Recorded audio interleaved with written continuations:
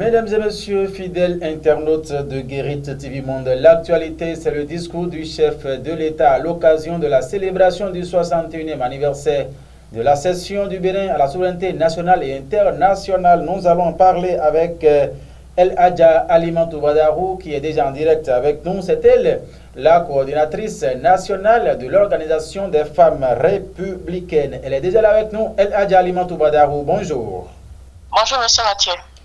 Comment se porte l'OFR que vous chapeautez? L'OFR se porte très bien. Alors, vous avez suivi avec nous le discours du chef de l'État à l'occasion de la célébration de la fête de l'indépendance ici au Bénin, c'était dimanche dernier. Badarou, dites-nous votre lecture de façon générale sur ce discours. Merci. Je retiens simplement du message de son Excellence le président Patrice Talon dans le cadre de la commémoration du 61e anniversaire de l'indépendance de notre chère et belle patrie, le Bénin, que le Bénin est un pays souverain et que le peuple béninois a désormais pris son destin en main.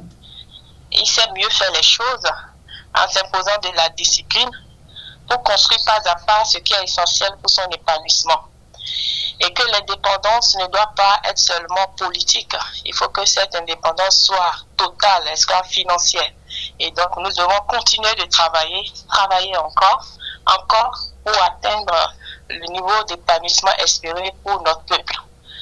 Et il y a des points marquants aussi de ce discours, à savoir qu'il a mis l'accent sur la promotion et la sécurité de la femme béninoise pour son épanouissement réel. Voilà.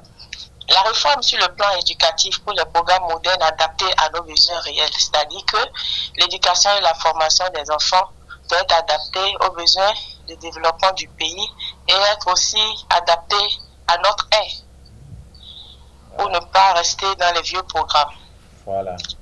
À cela s'ajoute aussi la réforme des tests au niveau de la décentralisation. Le modèle actuel n'est pas à l'image de notre pays. Vous avez vu que au niveau des communes, c'est pas nécessairement les profils qu'il faut en matière de gestion qui dirigent les communes. Et puis parfois au niveau des investissements, les communes n'ont pas la taille et les moyens qu'il faut pour financer leurs projets. Et l'État central est obligé d'être toujours une garantie pour ces communes-là. Et donc, les tests ne permettent pas parfois aux communes de se prendre en charge. Donc, il était essentiel que les tests soient retouchés et que désormais nous ayons une nouvelle forme de gestion. Ça permettrait aussi à ceux qui ont la gestion d'être conscients de leurs obligations par rapport au bien public.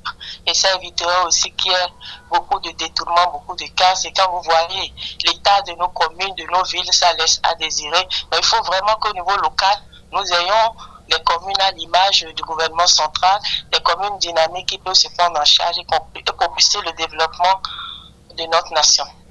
Voilà, vous avez donc fait une lecture générale du message du chef de l'État. Mais revenons au point où il a parlé de la promotion et de la sécurité de la femme au Bénin. Dites-nous, El Hadja Alimantou Badarou, qu'est-ce que cela vous inspire personnellement? J'avoue que j'étais très contente, très heureuse quand j'ai revu le chef de l'État mettre un point d'honneur dans son discours sur l'Institut national de la femme. C'est dit que il le prend vraiment à cœur et que cette nouvelle formule de l'Institut nous rassure davantage. Ça veut dire que le chef d'État a eu le temps de faire les études qu'il faut. Il est conscient de l'importance de la femme. Il veut nous permettre de redorer l'image de la femme béninoise, de lui redonner sa dignité et de lui permettre de contribuer réellement au développement de notre pays. Et donc, vous savez que beaucoup de femmes souffrent en silence, l'inégalité est réelle, alors que nous avons les mêmes droits, nous sommes égaux devant la loi, et pourtant on ne nous permet pas d'accéder à des postes de responsabilité. Et donc, bien évidemment, le combat est mondial parce que cette stratégie que met en place le chef de l'État, c'est une façon aussi de hisser le Bénin à l'échelle des grandes nations qui ont compris très tôt l'utilité de la femme pour le développement. Et donc, on mis en place beaucoup de stratégies, beaucoup de politiques pour pour l'égalité et l'équité en matière de droits de la femme. Et donc, je pense que le Bénin aussi est en train de prendre une bonne percée et le chef d'État est en train de nous le démontrer. Le chef d'État n'est pas dans les mots, dans les fleurs. Là, il est à l'acte.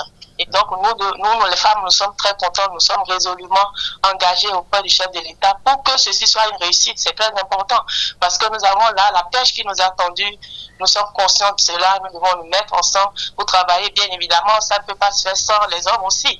Donc, c'est juste comprendre que ici, nous avons affaire à un problème de société, c'est-à-dire que les femmes ont du potentiel, les femmes peuvent contribuer au développement du pays, donc il est temps de les mettre réellement devant la scène. Et l'avantage aussi qu'il y a ici, c'est que cet institut peut se saisir en cas de violation des droits de la femme. Donc, elle peut se constituer partie civile désormais et que donc ceux qui ont l'habitude d'être candidat à l'harcèlement de la femme doit s'inquiéter parce que nous allons nous battre pour que désormais la honte change de camp et que les femmes soient fières d'aller en politique, que les femmes n'aient plus peur des candidats, que les femmes soient protégées lorsqu'elles sont violentées et que les femmes se sentent vraiment à l'aise, qu'elles soient épanouies pour le développement de notre pays, le Bénin. Merci, merci à vous. Alors, nous sommes pris par le temps. Dites-nous, Badarou Alimatou, quel message avez-vous à l'endroit des femmes, non seulement républicaines, mais des femmes en général, afin d'accompagner le chef de l'État dans l'atteinte de cet objectif? En tout cas, je voudrais dire aux femmes Mikolo Taragé, parce que là, franchement, c'est une première pour nous de voir un chef de l'État déterminé. Il a été le premier à hisser la femme à un niveau qu'elle n'avait jamais atteint au Bénin. Nous avons aujourd'hui la vice-présidente qui est une femme, Madame Maya Mantalata. Et donc, nous avons déjà la preuve que nous avons quelqu'un qui est très déterminé à redorer notre image. Donc, nous devons le soutenir, nous devons rester derrière. Nous devons prendre cette pêche-là qui nous tend. Ça ne sera pas facile. Nous savons qu'il y a des gens qui ne sont pas contents, qui ronchonnent. Mais vraiment, le chef d'État a compris que la femme contribue, est une ressource importante pour le développement du pays. Et vous savez, avec les femmes, il y a moins de casse. Les femmes n'ont pas le courage d'aller dans les détournements, les trucs catastrophiques. Les femmes, elles sont des mères, elles sont des éducatrices, elles sont porteuses de vertu. Et donc, c'est pour ça nous allons nous mettre ensemble. J'invite toutes les femmes à être vigilantes, à rester à l'écoute, ne pas avoir peur et qu'il n'y aura plus d'intimidation. Désormais, la loi est là pour les protéger. Le président Patrice Talon est là pour nous protéger.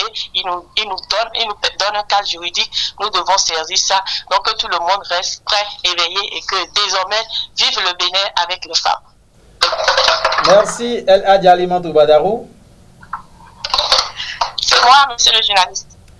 Mesdames et messieurs, à l'instant, c'était donc la coordinatrice générale de l'Organisation des femmes républicaines, El Hadji Alimatou Badarou, donc qui opinait sur le message du chef de l'État à l'occasion de la célébration du 61e anniversaire de la session de Bénin à la souveraineté nationale et internationale. Toute l'équipe de la réalisation, Kabiro Adjadi, Alphonse Boton, toujours présent au poste, Ida Sagbo.